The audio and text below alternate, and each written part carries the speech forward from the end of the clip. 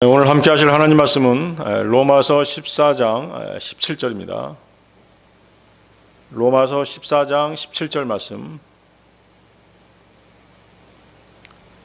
찾으셨으면 제가 받들어 읽겠습니다. 이는 하나님의 왕국은 먹는 것과 마시는 것이 아니요 다만 성령님 안에서 의와 화평과 즐거움이기 때문이라. 오늘 저는 방금 읽은 성경 말씀에 나와 있는 대로 성령님 안에서의 의와 화평과 즐거움에 대해서 형제 자매님들과 하나님의 말씀을 나누고자 합니다. 본문은 하나님의 왕국에 대해서 말씀하고 계시죠. The Kingdom of God에 대해서 말씀하고 계십니다. 하나님의 왕국은 먹는 것과 마시는 것이 아니요, 즉 뭐다? 물질적인 나라가 아니라는 뜻이죠. 눈에 보이는 나라가 아니라는 것입니다. 하나님의 왕국은 하늘의 왕국과 다르죠. The Kingdom of Heaven과 다릅니다. 하늘의 왕국은 이 땅에 세워질 물질적이고 눈에 보이는 왕국입니다. 하늘의 왕국은 실제적인 메시아 왕국입니다. 하늘의 왕국은 장차 재림하실 예수 그리스도께서 이 지상에 세우시고 통치하실 현실적인 국가이지 영적인 국가가 아닙니다. 지금 존재하는 눈에 보이지 않는 영적인 국가는 Kingdom of God, The Kingdom of God, 하나님의 왕국입니다. 하나님의 왕국은 구원받은 사람들이 자동적으로 들어가는 그런 나라입니다. 하나님의 왕국은 인간들이 세울 수 있는 나라가 아닙니다. 그렇기 때문에 이 땅에 평화로운 하나님의 왕국을 세우겠다라고 주장하는 사람들은 성경도 모르고 하나님의 뜻도 모르는 사람들인 것이죠. 거기 보십시오. 성령님 안에서의 의와 화평과 즐거움, 이 세 가지 또한 인간의 노력으로 하나씩 쌓아가는 그런 단계가 아닙니다. 우리가 더 착하게 살고 더 인내하고 더 긍정적으로 살아서 얻는 결과가 아니라는 것이죠. 구원받은 그리스도인들에게 주어지는 실제 삶의 모습인 것입니다. 실제 삶의 상태인 것이에요. 자, 예를 들어서 어떤 사람이 법정에서 무죄 판결을 받았다라고 한번 생각해 보세요. 무죄 판결을 받은 이 사람은 어때요? 이제 더 이상 자신의 무죄를 증명할 이유가 없죠? 자신의 무죄를 위해서 노력할 필요가 없어요. 뭐 변호사를 또 산다든가 뭐 증인을 구하러 다닌다든가 그럴 필요가 없죠. 이미 무죄 판결이 내려졌기 때문에 그 판결로 인해서 두려움 대신 평안을 누리는 것이에요. 그 마음의 평안 속에서 자연스럽게 안도감이 생기고 기쁨이 생기는 것이죠. 이 사람이 평안을 느끼고 기뻐한다고 해서 무죄가 되는 것이 아니라 무죄이기 때문에 평안과 기쁨이 따라오는 것입니다. 이해하시겠습니까? 우리가 의롭다함을 얻었기 때문에 뭐가 따라오는 것이에요? 평안과 기쁨이 따라오는 것이에요. 이해하시겠어요? 그것이 바로 성령님 안에서의 의와 화평과 즐거움인 것이죠. 성령님 안에 있는 사람, 즉 구원받은 그리스도인은, 성령님 안에 있는 사람이 뭐라고요? 구원받은 그리스도인이죠. 구원받은 그리스도인은 이미 하나님 앞에서 의롭다고 인정받았습니다. 그 결과 하나님과 화평한 상태에 놓이는 것이죠. 그 화평 가운데서 성령님이 주시는 즐거움이 자연스럽게 나타나는 것입니다. 이것은 앞으로 우리가 될 어떤 보상이 아닙니다. 이미 구원받은 상태 속에서 누리게 되는 열매인 것입니다. 즉 의, 화평, 즐거움은 어떤 조건이 아니라 구원받은 결과로 나타나는 것입니다. 먼저 우리가 구원받을 때 예수 그리스도의 의가 자동적으로 주어지죠. 그 의로 인해서 하나님과 화평을 누리게 됩니다. 그 화평 가운데서 자연스럽게 즐거움이 흘러나오는 것입니다. 하나님과의 올바른 관계인 의로부터 마음의 안식인 화평이 생기고 그것으로부터 영적 즐거움이 흐르는 그런 구조인 것이에요.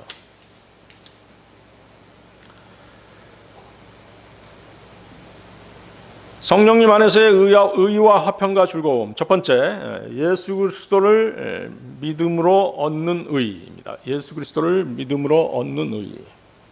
여러분들 마태복음 6장 33절 펴보시기 바랍니다.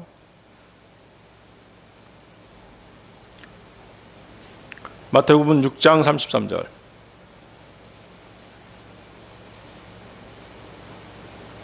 오늘 내용이 조금 어려울 수도 있습니다. 여러분들 그 맥락을 잘 이해를 하셔야 되겠습니다. 마태복음 6장 33절. 오직 너희는 먼저 하나님의 왕국과 그분의 의를 구하라. 그리하면 이 모든 것들이 너희에게 더해지리라. 자, 이 말씀은 이제 사실 그리스도인들 사이에서도 많이 오용되고 있는 그런 구절이에요. 어떻게 오용되고 있어요? 만사 제쳐놓고 하나님의 일부터 해라. 그런 뜻으로 많이 인용되죠? 그렇죠? 다른 일 다 제껴놔. 뭐 취업 준비든 어디 뭐 고향에 다녀오는 일이든 하나님의 일부터 먼저 해 가면서 이 구절을 인용해요. 그런데 그런 뜻이 아니죠. 자, 이 구절은 산상설교의 절정에 해당되는 구절입니다.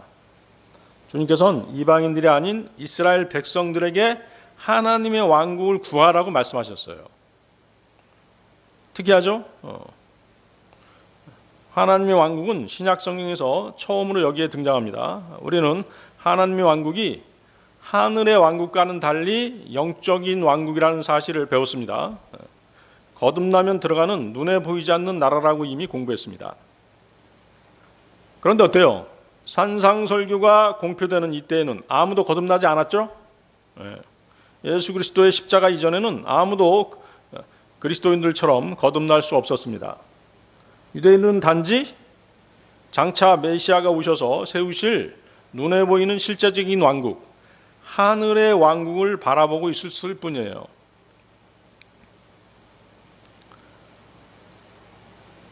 그래서 유대인들이 그 왕국에 대한 개념은 뭐였냐면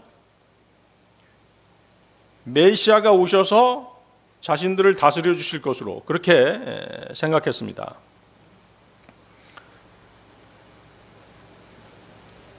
하나님께서 지금 통치하시는 왕국으로 생각하지 않았다는 것이죠.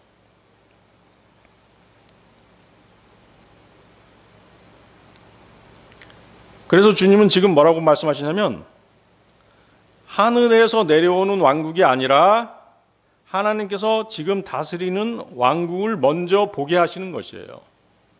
그 의미로 하나님의 왕국을 얘기하신 것이죠.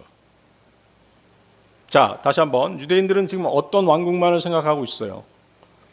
하늘의 왕국, 더 킹덤 오브 헤븐만을 생각하고 있어요. 그렇지만 하나님께서 먼저 지금 통치하시고 나중에 하늘의 왕국이 세워진다. 그 말씀을 하시는 것이에요.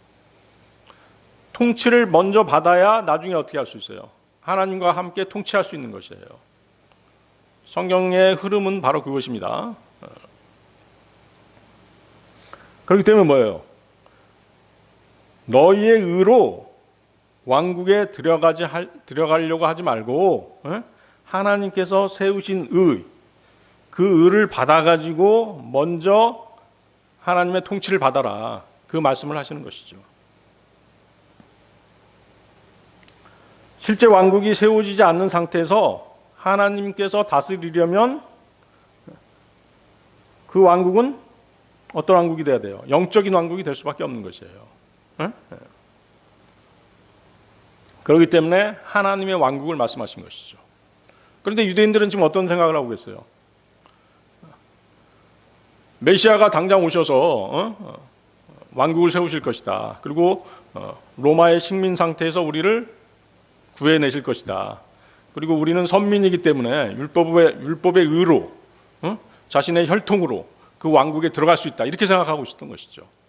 그렇지만 예수님이 말씀하신 그 하나님의 왕국은 뭐예요? 영적인 왕국이거든요.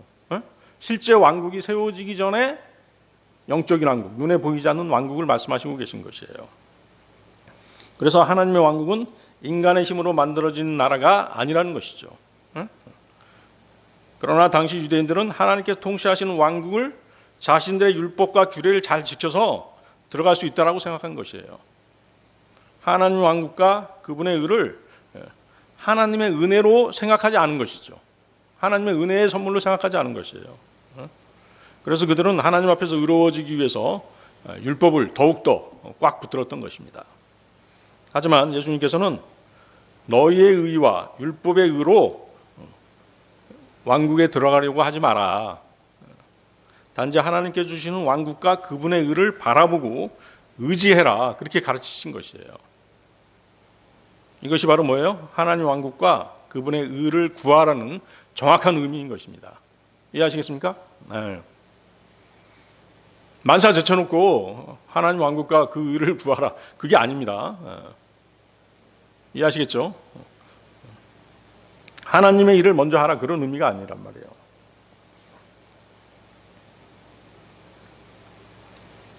유대인들의 문제는 뭐였어요? 의를 추구하지 않은 것이 아니죠. 의의 출처를 잘못 이해하는 것이에요. 그들은 율법과 조상들의 전통을 잘 지켜서 자기 의를 세우려고 했던 것이죠. 하지만 예수님은 하늘에서 주어지는 의, 곧 하나님께서 오는 의를 구하라고 말씀하신 것이에요. 그래서 이 점을 로마서 14장 17절이 더 분명하게 해석해 주고 계신 것이죠. 하나님의 왕국은 먹는 것과 마시는 것이 아니요 다만 성령님 안에서 의와 화평과 즐거움이기 때문이라. 하나님의 왕국은 사람이 율법을 잘 지켜서 도달하는 그런 것이 아니다. 성령님께서 오셔서 다스리실 때 이미 그 안에 들어와 있는 상태에 있어야 된다. 즉 왕국을 만들어서 들어가는 것이 아니라 그분의 왕국 안으로 왕국의 어떻게 되는 왕국 안으로 옮겨지는 것이다. 이런 의미인 것이죠. 이해하시겠어요? 네. 자, 마태복음 6장 33절 다시 보십시오. 마태복음 6장 33절에 산상설교에서 예수님은 유대인들에게 불가능한 목표를 제시한 것이 아닙니다. 잘못된 방향을 바로잡으신 것이죠. 너희가 스스로 이루려다 실패한 의와 왕국은 하나님께서 주시는 것이다. 성령님 안에서 하나님께서 주시는 것이다. 그 말씀을 하신 것이에요. 그러니까 너희의 힘으로 의를 이루려고 하지 말고 너희의 힘으로 왕국을 세우려고 하지 말고 하나님께 받으라고 이렇게 말씀하신 것이죠. 그래서 로마서 14장 17절은 그 나라, 그 왕국의 실제 모습이 의와 화평과 즐거움임을 설명해 주고 계신 것이에요. 그래서 하나님의 왕국은 하나님과의 관계가 회복되면 들어가는 영적인 왕국입니다. 이 왕국은 사람이 완전해져서 들어가는 것이 아닙니다. 예수 그리스도를 믿고 거듭날 때 그 완성된 구원을 바탕으로 들어가는 나라인 것이죠. 하지만 어때요? 이스라엘은 유대인들은 다른 방법, 즉 율법의 의와 조상들의 전통과 자기 의로 이 왕국에 들어가려고 했던 것입니다. 예수님께서는 하늘의 왕국이 임하기 이전에 하나님의 왕국을 먼저 구하라고 말씀하신 것이에요. 하나님의 왕국, 하나님과 올바른 관계에 있고 하나님의 뜻에 따라서 살아가는 그런 나라를 먼저 구해야 된다라고 유대인들에게 말씀하신 것입니다.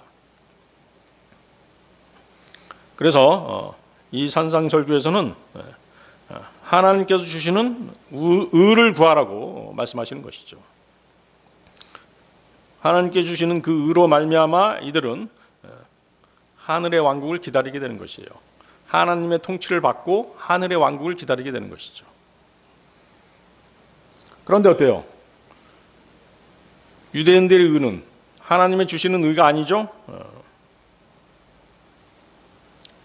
하나님의 왕국은 인간의 힘으로 이루지 못하는 다른 차원의 의죠. 하나님의 주시는 의는 인간의 의가 아니기 때문에 다른 차원의 의예요. 그래서 누가 오신 것이에요? 예수님이 오셨고 예수님이 십자가에서 죽으셔야 했던 것이죠. 다시 말해서 예수님께서 인간들이 이루지 못한 의를 완성하시고자 죽으셨던 것이죠.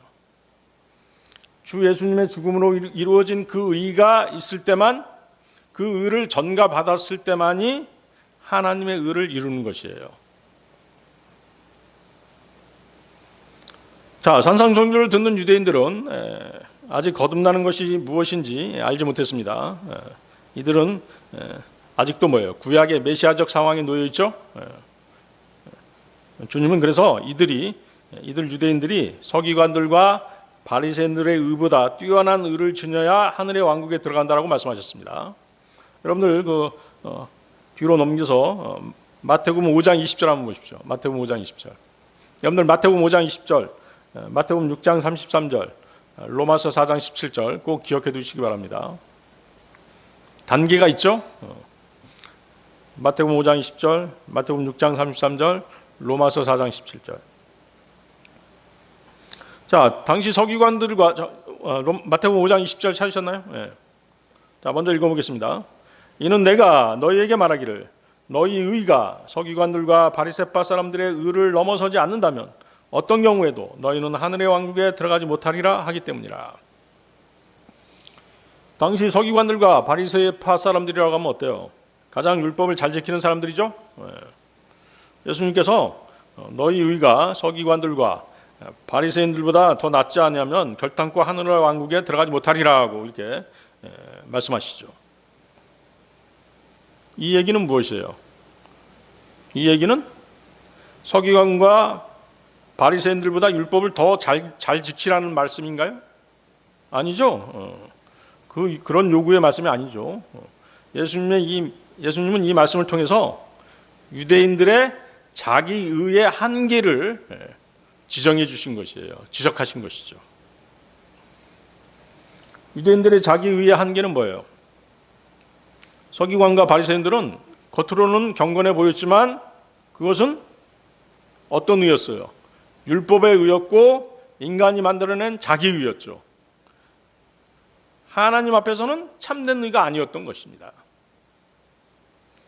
일반 백성들은 어때요? 당연히 율법에 철저한 서기관들과 바리새인보다 더 나은 의에 도달할 수 없었어요. 때문에 이 말씀을 들은 유대인들은 절망할 수밖에 없었죠. 그렇기 때문에 예수님은 너희가 힘써 서기관과 바리새인들보다 더 노력해서 의를 얻으라 라고 말씀하신 것이 아니죠. 어떤 뜻으로 말씀하신 것이에요? 너희에게 없는 의, 너희가 도달할 수 없는 그 의를 누구로부터? 하나님으로부터 받으라고 이렇게 말씀하신 것이에요.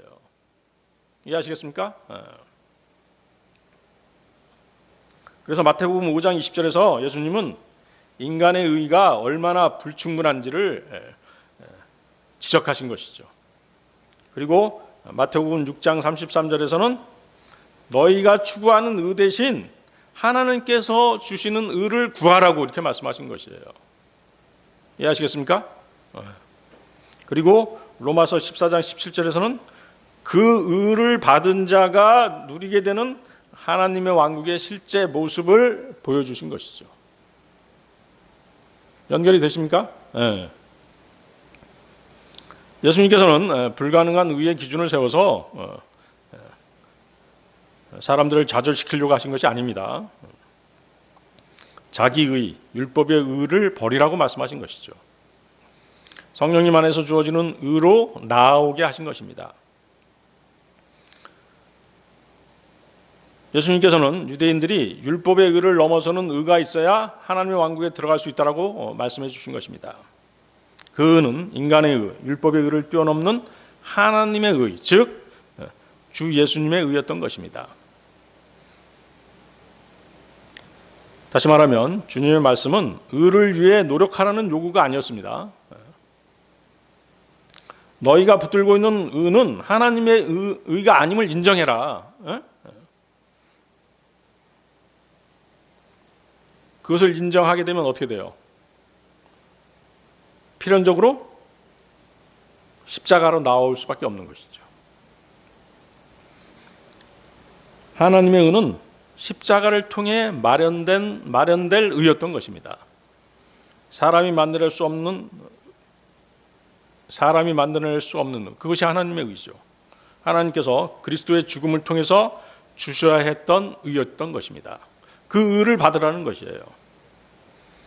고린도후서 5장 21절, 여러분들 고린도후서 5장 21절 찾아보십시오.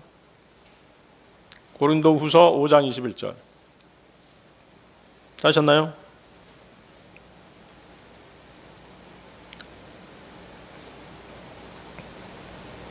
이는 하나님께서 죄를 전혀 모르셨던 예수님을 우리를 위하여 죄가 되게 하셨기 때문이니 우리로 하여금 그분 안에서 하나님의 의가 되게 하려 하심이라. 하나님의 의가 되게 하려 하심이라. 연결이 되죠? 네. 자, 의가 무엇이에요? 네. 사전적 의미로는 인간으로서 지켜야 할 올바른 도리입니다. 예수님은 우리가 이루지 못한 의를 십자가에서 완전히 이루셨습니다. 예수님께서는 죄가 없으신 분이셨죠? 우리는 죄인으로서 정죄받아야 할 그런 자리에 있었습니다. 그런데 십자가에서 예수님은 죄인의 자리에 서셔서, 우리의 자리에 서셔서 죄인의 형벌을 대신 받으셨던 것입니다. 대신 우리는 그분의 자리에 서서 하나님의 의롭다 하심을 받게 되었던 것입니다.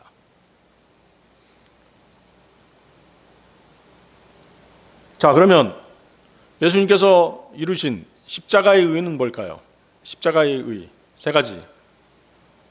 첫 번째, 세상 죄인들을 위해서 죽으신 것.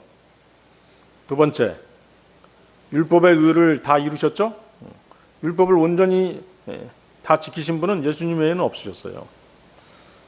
세 번째는 뭐예요? 죽기까지 하나님께 순종하신 것. 이 세 가지가 바로 십자가의 의예요. 그래서 우리는 우리 스스로의 힘으로, 우리의 의로, 율법의 의로 하나님께 나아간 것이 아니죠. 그리스도께서 죄인의 자리에 서심으로써 우리가 의인의 자리에 앉게 된 것입니다. 그래서 다시 보십시오. 마태복음 6장 33절은 그 의, 예수님께서 이루신 그 의를 받으라는 초청인 것이죠. 마태복음 6장 33절 다시 보세요. 오직 너희는 먼저 하나님의 왕국과 그분의 의를 구하라. 그렇죠? 예수 그리스도의 의를 구하라는 것입니다. 그 의를 받으라는 것이죠. 의와 화평과 즐거움의 근거는 십자가에 있는 것입니다. 십자가에서 그리스도의 의가 우리에게 전가됐습니다. 전가가 뭐죠? 전가. 잘못이나 책임 등을 남에게 뒤집어 씌우는 것이잖아요. 예수님의 의가 우리에게 넘겨진 것이에요. 무엇으로 넘겨졌죠? 그러니까 예수님을 믿음으로써 의가 전가된 것이죠. 자, 화평이라고 하는 게 뭐예요? 십자가로 하나님과 원수되었던 관계가 회복된 것이죠. 즐거움은 죄가 제거된 상태에서 성령님께서 주시는 기쁨입니다. 그렇죠? 우리가 믿음 생활하다 보면 그런 기쁨들이 있죠. 진리를 알게 되는 기쁨, 또 새 예루살렘에 대한 어떤 소망, 휴거에 대한 소망, 이런 어떤 기쁨들이 있잖아요. 자, 정리해 보겠습니다. 예수님께서는 마태복음 5장 20절에서 인간의 의가 얼마나 무력한지를 드러내 보이셨습니다. 그렇죠? 마태복음 5장 20절 무엇이었죠? 너희 의가 서기관들과 바리새파 사람들의 의를 넘어서지 않는다면 어떤 경우에도 너희는 하늘의 왕국에 들어가지 못하리라. 인간의 의, 율법의 의는 하나님의 의가 아니다는 것이죠. 그렇기 때문에 그런 의로는 하늘의 왕국에 들어갈 수 없다. 마태복음 6장 33절에서는 하나님께서 주신 의를 구하라. 그렇기 때문에 하나님께서 주시는 의를 구하라는 것이죠. 오직 너희는 먼저 하나님의 왕국과 그분의 의를 구하라. 그리고 그 의는 십자가에서 예수 그리스도의 죽음을 통해서 완전히 이루어졌죠. 따라서 로마서 14장 17절에 말하는 하나님의 왕국은 인간의 노력의 결과로 세워진 것이 아닙니다. 그렇죠? 십자가로 주님이 얻으신 것입니다. 성령님 안에서 누리게 되는 의와 화평과 즐거움이 있는 왕국이 바로 하나님의 왕국인 것입니다.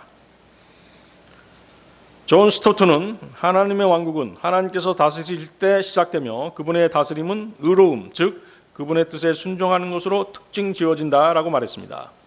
워렌 워스비는 의로움은 행위로 얻는 것이 아니다. 그리스도에 대한 믿음을 통해 하나님과 올바른 관계를 맺는 것이다. 그것은 모든 참된 화평의 기초이다 라고 말했습니다. 이러한 말들은 모두 예수 그리스도에 대한 믿음을 가리키는 것입니다. 로마서 4장 5절이죠. 로마서 4장 5절. 일하지 아니하더라도 불경건한 자의 정당함을 입증하시는 분을 믿는 자는 그의 믿음을 의로 여기시느니라. 그렇죠? 우리는 믿음으로 의롭다함을 얻었죠. 창세기 15장 6절은 아브라함의 의에 관한 말씀입니다. 아브라함은 믿음의 조상이었죠. 믿음으로 의롭다함을 얻었습니다. 창세기 15장 6절. 이에 그가 주를 믿었으니 그분께서는 그것을 그에게 의로 여기셨더라. 인간의 의가 아니라 그리스도를 믿는 믿음으로 얻는 의만이 하나님의 왕국으로 들어갈 수 있는 것입니다. 튼튼한 건물은 반드시 번듯한 기초 위에 세워집니다. 기초가 삐뚤어지면 아무리 아름답게 지은 건축물일지라도 무너지고 마는 것이죠. 마찬가지로 인간의 마음도 하나님과의 의로운 관계라는 토대 위에서만 화평과 즐거움을 가져오는 것입니다. 성령님 안에서의 의와 화평과 즐거움. 두 번째, 의로부터 오는 화평. 의로부터 오는 화평. 여러분들 로마서 5장 1절 보십시오.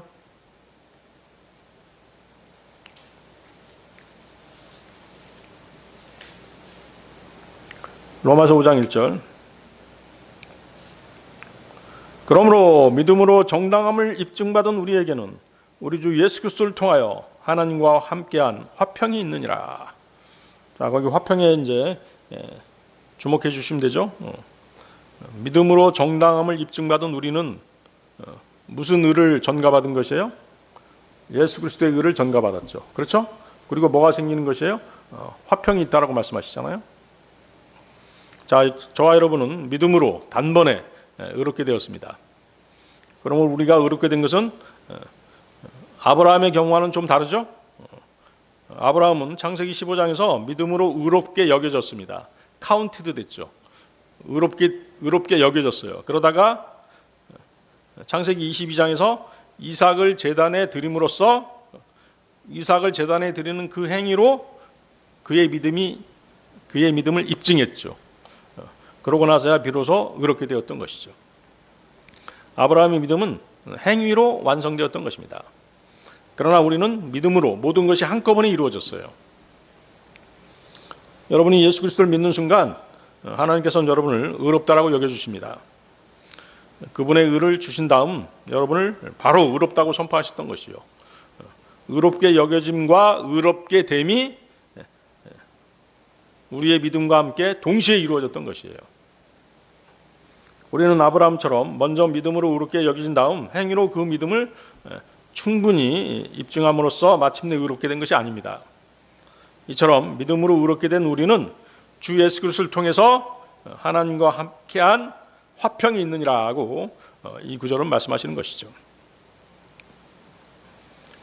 모든 그리스도인이 각기 개인적인 삶의 모양이 다를지라도 한 가지 공통점이 있죠. 그것은 바로 예수 그리스도 안에서 하나님과 화평한 관계를 유지한다는 그 한 가지죠. 자, 그리스도인들은 저마다의 생활에서 제 나름대로의 각기 다른 다양한 문제들을 안고 있어요. 근심, 걱정, 고민 없는 사람들 없죠? 문제가 없는 사람들 없습니다. 그런 문제들로 인해서 삶의 안정이 위협받습니다. 가정의 평화가 깨지기도 하죠. 하지만 적어도 구원을 받았기 때문에 하나님과는 예수 그리스도를 통해서 화평을 누리고 있는 것이에요. 피스.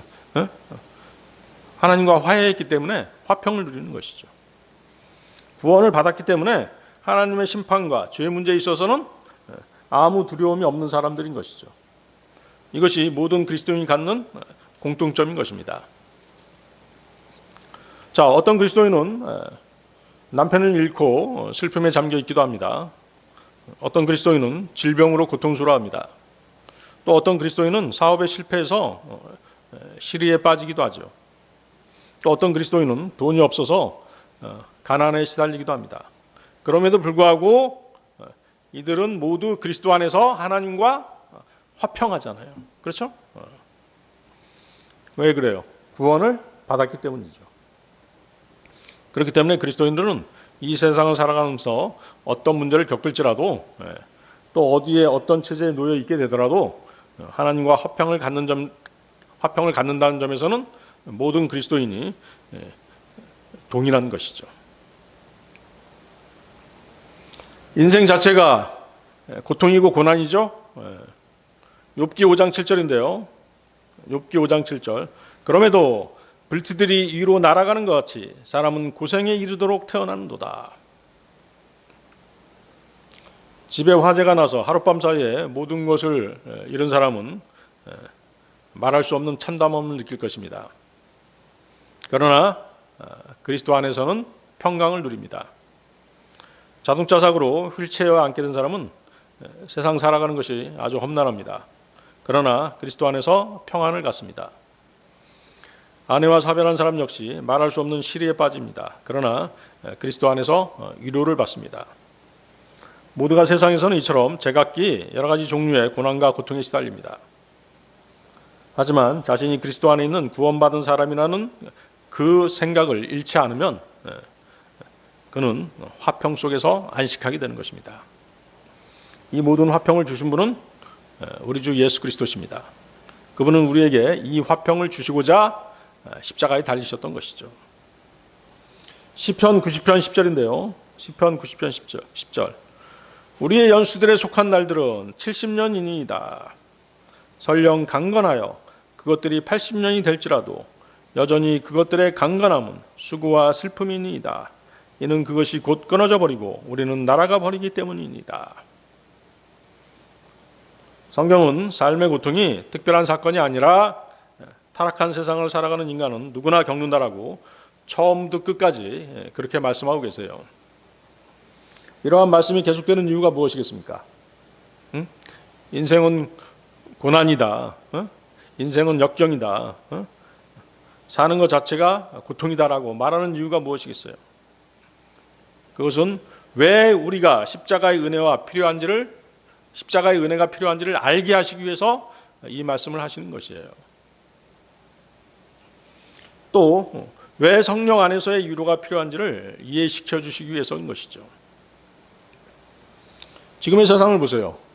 전쟁, 기근, 지진, 화산 폭발, 괴상한 바이러스, 질병 등등이 온 세상을 뒤엎고 있습니다. 점점 더 심해질 것이에요. 점점 더 참혹해질 것입니다. 그러나 우리는 그리스도 안에서 평강을 누리기 때문에 아무런 문제가 없습니다. 세상이 요동칠지라도 그리스도인은 주 예수님 안에서 보호받고 안식할 수 있습니다. 내일 지구에 무슨 일이 생기면 환란이 시작되기 전에 우리는 어때요? 주님께서 우리를 옮겨주시죠? 어차피 세상은 우리가 영원히 살 곳이 못 되는 곳이에요. 역대상 29장 15절입니다. 역대상 29장 15절. 이는 저희의 모든 조상과 마찬가지로 저희가 당신 앞에서 타국인들이요 체류자들이기 때문이니다. 지상에서 저희의 날들은 그림자와 같아서 아무도 지속적으로 거하지 못하나이다. 지금은 우리가 영원히 살아갈 곳이 아니죠. 우리의 소망은 하늘에 있습니다. 히브리서 11장 16절인데요. 히브리서 11장 16절. 그러나 이제 그들은 더 좋은 본향을 사모하니 곧 하늘에 있는 본향이로다. 이런 이유로 하나님께서는 그들의 하나님이라 불리는 것을 부끄러워하지 아니하시느니라. 이는 그분께서 그들을 위하여 한 도성을 예비하셨기 때문이라. 주 예수 그리스도를 통해서 하나님과 화평을 갖는다라고 하는 것은 이 세상에 살면서 세상 일들이 잘 풀리고 이 세상에서 행복하게 살게 된다는 그런 의미의 말씀이 아닙니다. 자, 우리는 구원받아서 영원한 생명을 얻게 되었습니다. 하나님과 화평할 수 있게 되었습니다. 이 사실은 비록 그리스도인이 이 세상에서 어떤 고난을 당할지라도 우리에게는 영원한 평강을 누릴 수 있는 전혀 다른 세계가 준비되었다는 뜻이죠. 그래서 아무 걱정할 필요가 없다는 말씀입니다. 그렇기 때문에 지금 이 세상에서 겪는 환난 고통쯤이야 사실 아무것도 아닌 것입니다. 세상에서 겪는 고난은 잠시 몸살 감기처럼 지나가는 것들입니다. 그리스도인은 주님 안에서 경건하게 살고자 했을 때 고난을 받는 것이에요. 디모데후서 3장 12절이죠. 디모데후서 3장 12절. 그런즉 진정 그리스도 예수 안에서 경건하게 살고자 하는 모든 자들은 박해를 받으리라. 예수 그리스도의 믿음으로 정당함을 입증받았기 때문에, 의로워졌기 때문에, 의롭다함을 얻었기 때문에 우리는 그리스도를 통해서 하나님과 함께한 화평을 갖는 것입니다. 자, 여러분들 이사야서 32장 17절 한번 찾아보세요. 이사야서 32장 17절.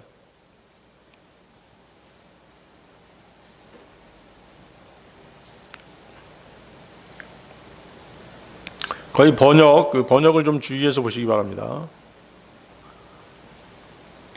거기 의의 행위라고 나와 있죠. 의의 행위보다는 거기 열매라고 써놓으세요. 행위 옆에다가 열매. 의의 열매는 화평이 되리라.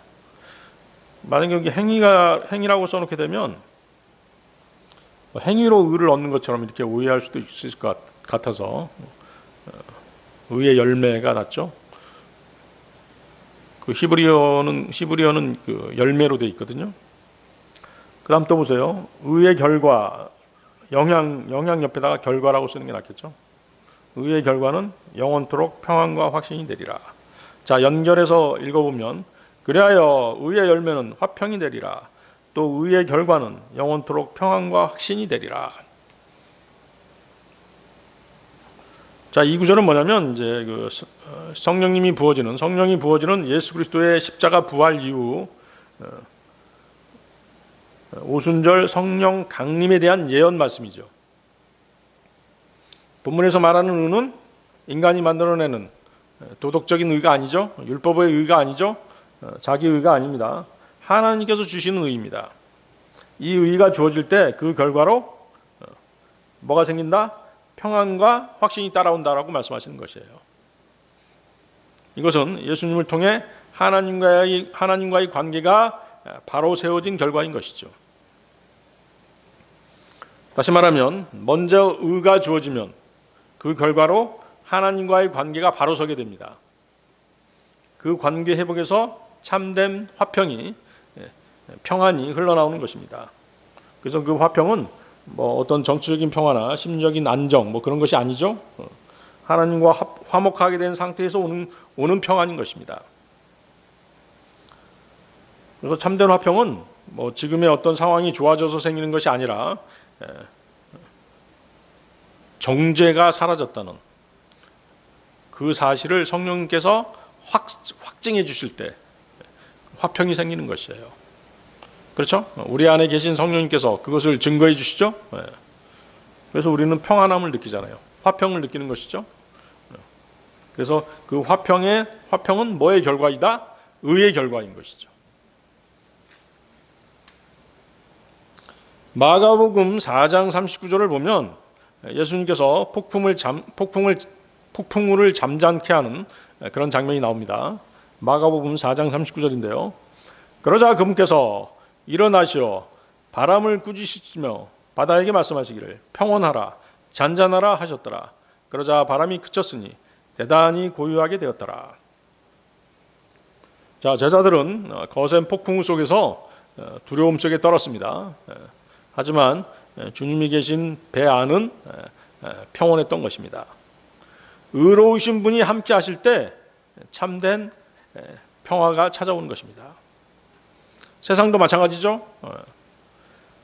법이 바로 세워진 그런 나라에서는 국민들이 평안한 것입니다. 하나님의 의가 세워진 마음에 평안이 있는 것입니다.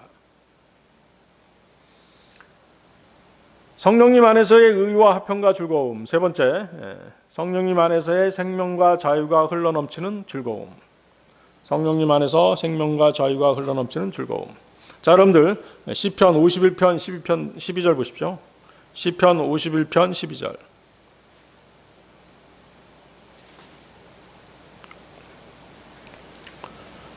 시편 51편 12절.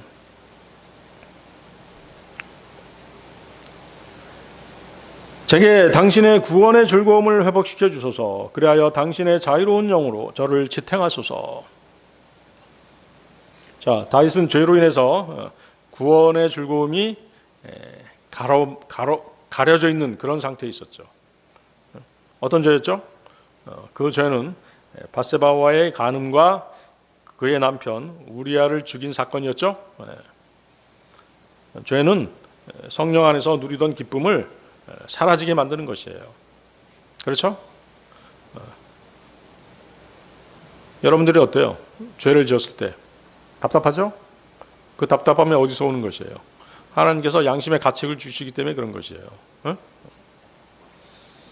그래서 다윗은 이미 주어진 구원의 기쁨이 다시 살아나게 해달라고 기도한 것입니다.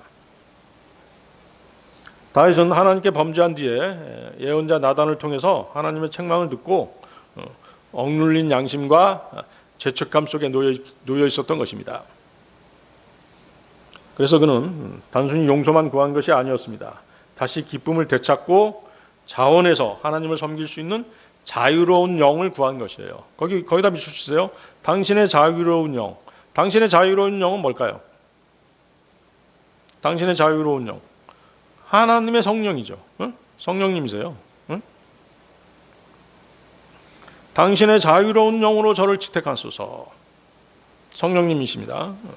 성령님은 억지가 아니라 자유롭게 은혜 안에서 성도들을 붙들어 주시는 분이십니다. 고린도후서 3장 17절이죠. 고린도후서 3장 10절. 거기 자유로운 영에다가 당신의 자유로운 영에다가 고린도후서 3장 17절 거기 표시하면 되겠죠.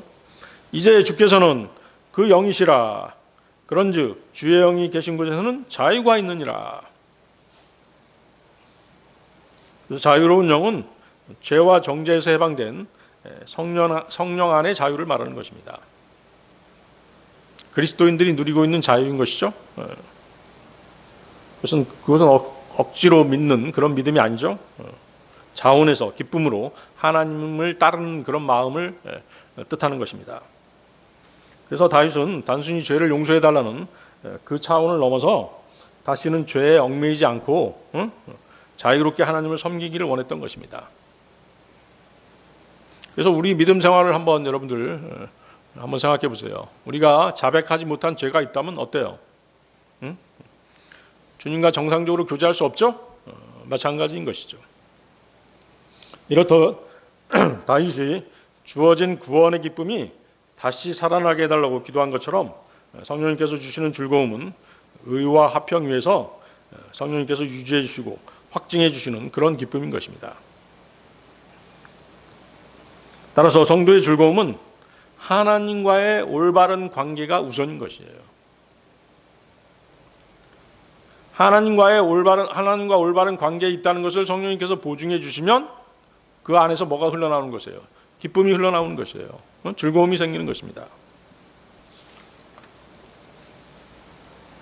하나님의 의롭다 하심은 변하지 않지만 그 의를 느끼는 기쁨은 죄로 인해서 약해질 수 있잖아요. 그렇죠? 그래서 다윗의 기도는 내가 이미 받은 구원을 다시 기쁨으로 누리게 해달라는 그런 기도였던 것이에요. 그래서 성경이 말씀하시는 즐거움, 이 즐거움은 죄가 없어져서 생기는 기쁨이 아닙니다. 그리스도의 의로 구원받았다는 사실을 성령님께서 다시 분명히 확인해 주실 때 회복되는 구원의 기쁨인 것이죠. 다윗은 분명히 사울의 사례를 알고 있었습니다. 사무엘상 16장 13, 14절입니다. 사무엘상 16장 13, 14절. 그때 사무엘이 기름이 든 뿔을 취하여 그의 형제들 한가운데서 그에게 기름을 부었더라. 그러자 그날 이후로 주의 영이 다윗에게 임하셨더라. 그래서 사무엘이 일어나 라마으로 갔더라. 반면에 주의 영이 사울에게서 떠났고 주로부터 나온 악한 영이 그를 괴롭게 하였더라. 자, 다윗이 기름 부음을 받고 성령으로 크게 감동되는 장면과 대조적으로 사울은 어떻습니까? 사울에게서는 왕의 기름 부음이 떠나버렸죠.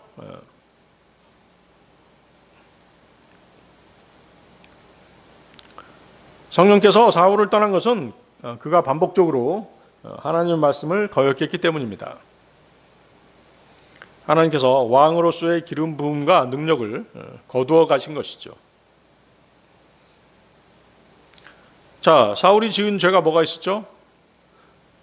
사울은 아말렉과의 전쟁 등에서 하나님의 명령을 온전히 순종하지 않았죠? 자신이 영광을 받으려고 기념비를 세웠어요. 대단한 불순종이죠? 또 나중에 어떻게 했어요? 하나님 성령의 기름 부음이 사라지자 접신하려고 했었죠? 사무엘의 영을 불러냈잖아요. 그렇죠?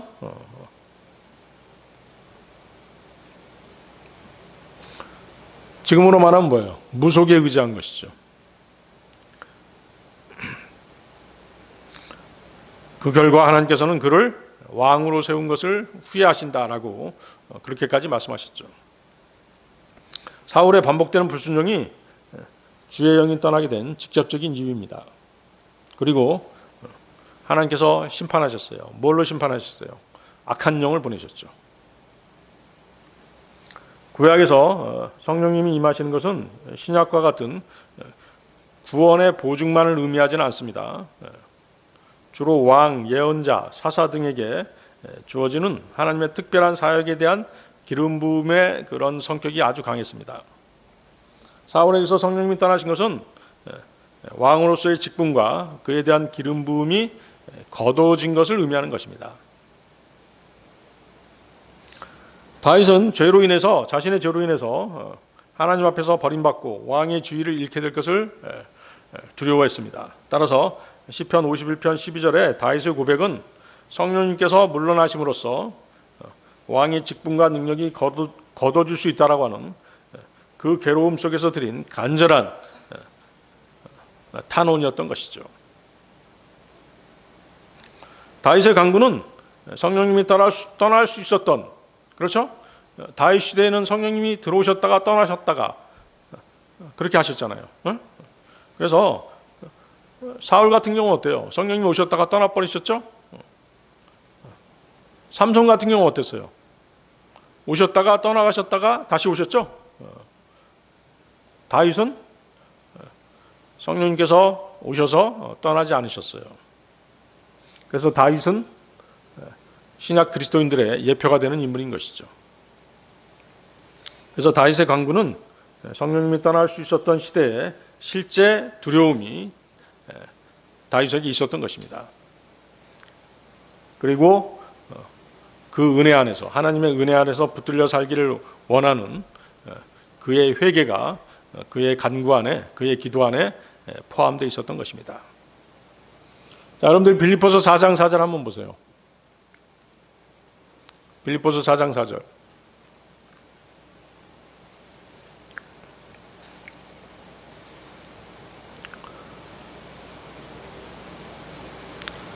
항상 주 안에서 크게 기뻐하라. 그런즉 내가 다시 말하노니 크게 기뻐하라. 자, 여러분들 주님 안에서 크게 기뻐하고 계신가요?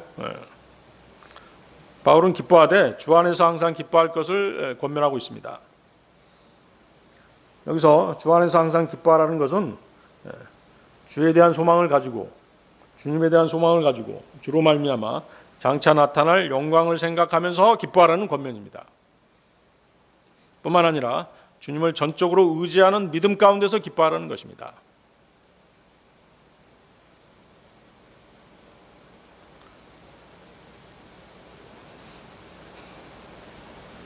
주님에 대한 믿음이 없다면 어려운 이 현실 가운데서 결코 기뻐할 수 없을 것입니다. 거기 그 항상 기뻐하라는 권면에서 그 항상에 해당되는 그 헬라어는 판토테인데요. 한순간도 예외 없는 모든 시간 전부를 의미합니다. 바로 이와 같이 모든 순간순간에 항상 기뻐하라는 것은 우리 성도들을 향한, 우리 그리스도인들을 향하신 하나님의 뜻인 것이죠. 그래서 데살로니가 전서 5장 16절 18절에서는 항상 크게 기뻐하라, 끊임없이 기도하라, 매사에 감사들을 드리라, 이는 이것이 그리스도 예수 안에서 너희에 관한 하나님의 뜻이기 때문이라. 주 안에서 항상 기뻐하는 삶, 이것이 하나님의 뜻이에요. 또 주 안에서 항상 기뻐하는 삶은 바울 자신이 모범을 보인 그런 삶이었죠. 그는 비록 어떤 자들이 그에게 괴로움을 더하게 하려고 순전치 못한 마음으로 그리스도를 전파한다는 소식을 들었을 때도 기뻐했던 것이죠. 빌립보서 1장 16, 18절입니다. 빌립보서 1장 16절에서 18절. 한쪽은 나의 결박들의 고난이 더해질 것으로 짐작하여 진실하지 않게 다툼으로 그리스도를 선포하느니라. 그러나 다른 한쪽은 내가 복음을 수호하기 위해 세워진 것을 알고는 사랑으로 선포하느니라. 그렇다면 무엇이냐? 그럼에도 불구하고 거칠어로 하든지 진실로 하든지 각각 방법으로 저마다 그리스도가 선포되는 것이라. 그런즉 그것으로 나는 기쁨을 얻고 진정 기뻐하리라.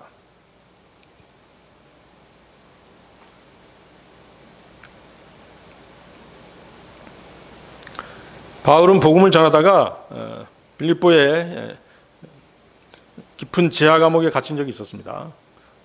그 상황에서도 기쁨 가운데 하나님을 찬양했던 것이죠. 사도행전 16장 25절이죠. 사도행전 16장 25절. 이윽고 한밤중에 바울과 실라가 기도하고 하나님께 찬송을 불러드렸으니 죄수들이 그들의 소리를 들었더라. 바울은 자신의 고난보다도 자신을 통해서 존귀하게 되시는 예수 그리스도를 생각하는 마음이 압도적으로 컸던 것입니다. 그렇게 어떤 상황에서도 진실로 기뻐할 수 있었던 것입니다. 또한 기뻐하라고 다른 사람들에게 권면할 수 있었던 것이죠. 기뻐할 수 없는 상황에서도 날 구원하신 주님을 생각하면서 기뻐하는 것이 성도가 취해야 될 바른 자세인 것입니다. 이러한 자세는 그 구약의 그 하박국 선지자에게서도 그 모습을 찾아볼 수 있습니다. 하박국 선지자는 조국 이스라엘이 바빌론의 말박국에 짓밟힐 것을 계시받은 상황에서도 기뻐할 수 있었습니다. 왜 그랬을까요? 자신의 조국이 바빌론에 짓밟히는 그런 상황을 계시받았어요. 그럼에도 기뻐할 수 있었죠. 왜 그랬죠? 하나님께서는 이스라엘을 다시 회복시켜 주실 수 있는 그의 민족의 구원자이시기 때문이었던 것이죠. 여러분들 하박국 3장 17절 19절 한번 보세요. 하박국 3장 17절 19절.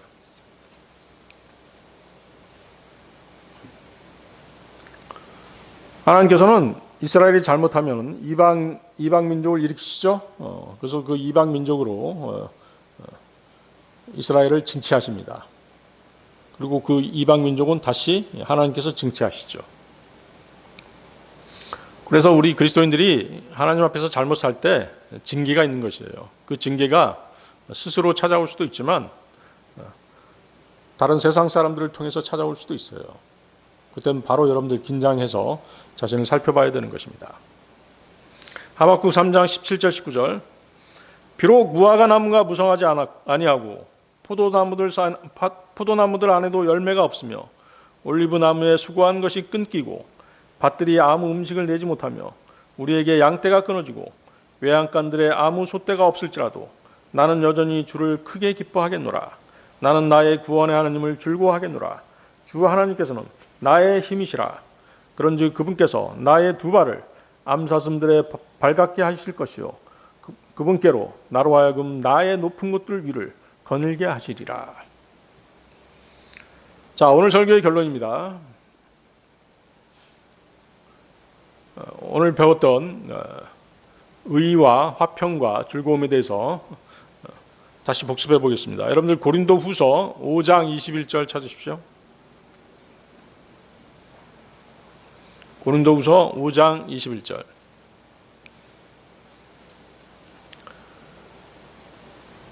이는 하나님께서 죄를 전혀 모르셨던 예수님을 우리를 위하여 죄가 되게 하셨기 때문이니 우리로 하여금 그분 안에서 하나님의 의가 되게 하려 하심이라.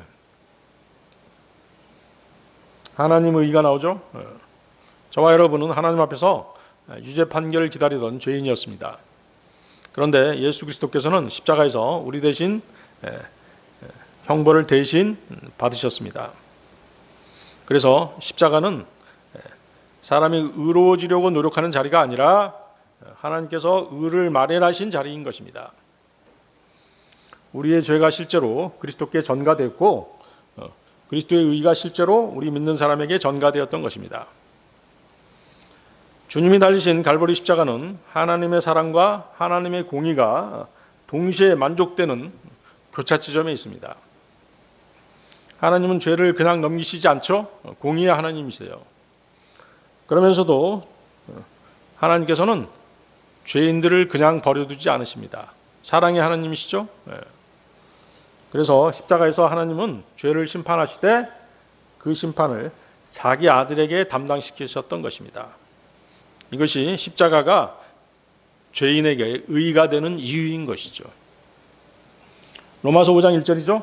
그러므로 믿음으로 정당함을 입증받은 우리에게는 우리 주 예수 그리스도를 통해서 하나님과 함께한 화평이 있느니라. 하나님과 함께한 화평이 있느니라. 하나님과 원수였던 우리가 그리스도의 의로 말미암아 화평한 관계, 화목한 관계로 바뀐 것이죠. 하나님과 화해하게 된 것입니다. 하나님은 진노를 그치셨죠. 정죄를 없는 것으로 하셨어요. 하나님과 화목하지 않는 사람에게는 참된 평안이 있을 수 없습니다. 세상에 돈 많은 부자들, 정치 권력을 쥐고 있는 사람들, 그 사람들 평안이 없는 사람들이에요. 응? 겉으로 보기에는 멋있어 보이고 힘 있어 보이지만 다 뭐예요? 위선일 뿐인 것이죠. 그러나 우리 그리스도인들은 어때요? 십자가에서 모든 법적인 문제가 해결됐죠? 믿는 자는 이제 하나님 앞에 담대히 설 수 있게 된 것입니다. 이것이 바로 뭐예요? 화평인 것이죠.